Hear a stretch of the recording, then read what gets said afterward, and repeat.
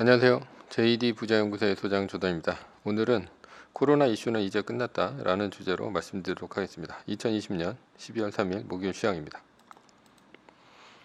뉴욕 마켓워치 고용부진 부양책 기대감에 주가 달러 혼조라는 기사가 있는데요.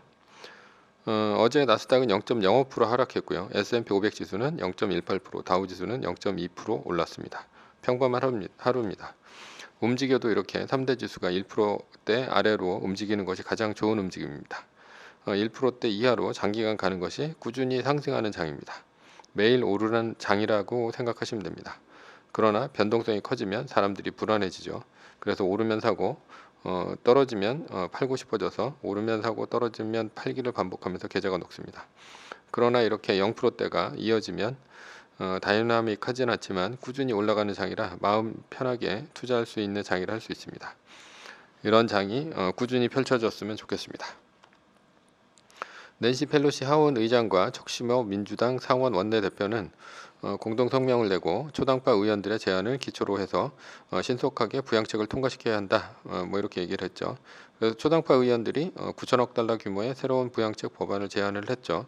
전일 경기 부양책에서 민주당이 2조 달러를 요구를 했으나 이거는 민주당의 하원 의장인 낸시 펠로시가 신속히 부양책을 통과시켜 주어야 한다는 말 때문에 물 건너갔습니다. 이제는 최대로 뽑아야 경기 부양책은 9천억 달러에 불과합니다. 9천억 달러가 또 적은 돈은 아니죠. 미치 매코넬 공화당 상원 원내대표는 민주당 지도자들이 선의로 행동하겠다는 새로운 의지를 내비쳤다라고 얘기를 했죠. 그런데 미치 매코넬은 아직도 이제 5천억 달러를 이제 추구를 하고 있습니다. 그러나 공화당 원내대표는 5천억 달러를 고수하고 있는 만큼 제가 보기엔 중간 정도인 한 7조 5천억 달러 정도에서 합의가 되지 않을까 이렇게 보입니다.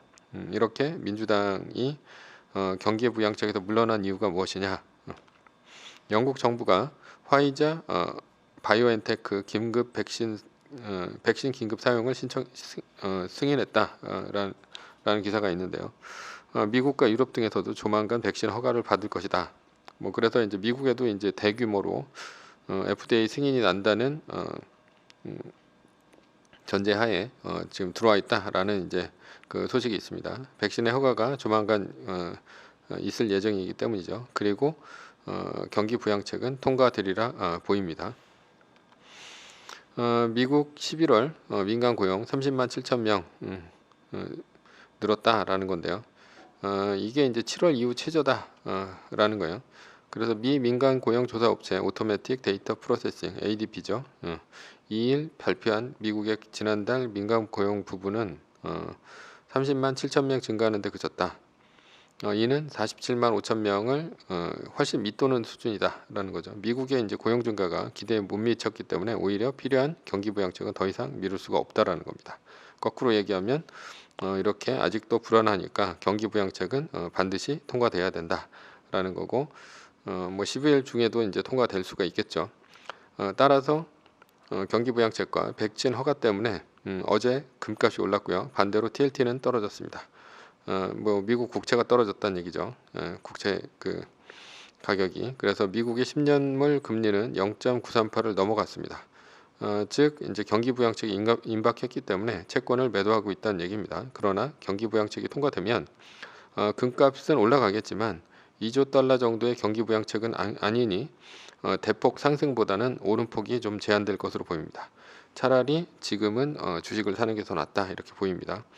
돈을 이렇게 푸니 미국의 달러 인덱스는 91.02까지 떨어졌고요. 이러다가 이제 90선 밑으로 떨어질 수도 있을 것 같습니다.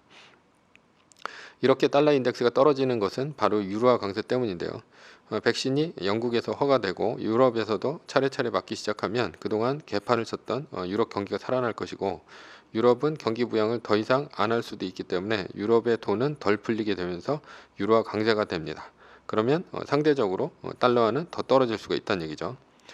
금값은 오르겠으나 오름폭은 제한됩니다. 채권은 사지 않는 것이 좋겠습니다. 오를 이유가 없죠. 지금은 연준이 사고요. 시장에서도 이제 미국 채권은 포기를 했습니다. 연준만 사고 있는 형태죠. 혹시나 마이너스 3%가 뜬다 하더라도 지금은 현금을 들고 해지하는 편이 낫고요. TLT를 사지 않는 편이 낫습니다. 달러 인덱스가 떨어지면서 달러 가치가 떨어지니까 달러 자산에 장기간 투자할 것이라면 수익률만 신경 쓰고 원화 대비 달러는 보지 않는 것이 좋습니다. 어차피 뭐 장기간 투자를 할 거기 때문에 뭐 지금 뭐 달러를 팔고 원화를 사는 것은 뭐 안 좋은 형태입니다. 포모가 두렵고 단기 투자자라면 한국과 같은 신흥국 투자로 눈을 돌려도 됩니다. 다만 장기 투자자라면 그냥 달러를 보유하는 것이 낫습니다. 코로나 확산세가 백신으로 인해 주춤해지면 그때부터는 본격적으로 정부 차원에서 부채에 대한 인식을 하게 될 수 있습니다. 즉 빚이 너무 많다고 생각하는 것이죠. 그래서 정부 예산안의 통과가 힘들 수 있습니다.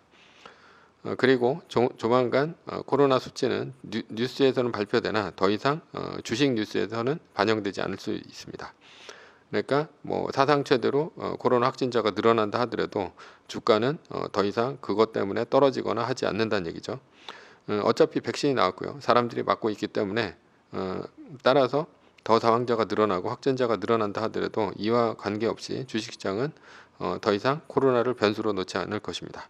왜냐하면 주식시장은 3개월 후나 6개월 후를 이제 반영하기 때문에 3개월 후 정도가 되면 어느 정도 면역력이 많이 생겼다.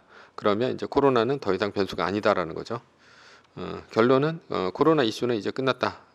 라고 볼 수 있고요. 코로나 이후에 대비해야 된다라는 거고요. 그리고 코로나와 관계없이 실적 좋은 기업의 주가가 올라갈 것입니다.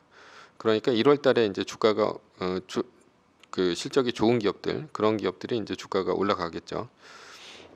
그리고 이제 미래 성장 모멘텀이 있는 주식이 올라갈 것입니다.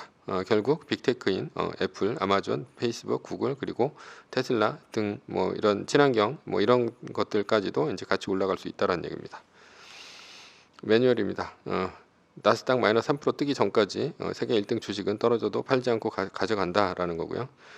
두 번째는 나스닥 마이너스 3%가 뜨면 세계 1등은 떨어진 비율을 감안해 남겨두거나 전량 매도 후에 비율대로 말뚝을 받고 한 달 플러스 1위를 기다리면 됩니다.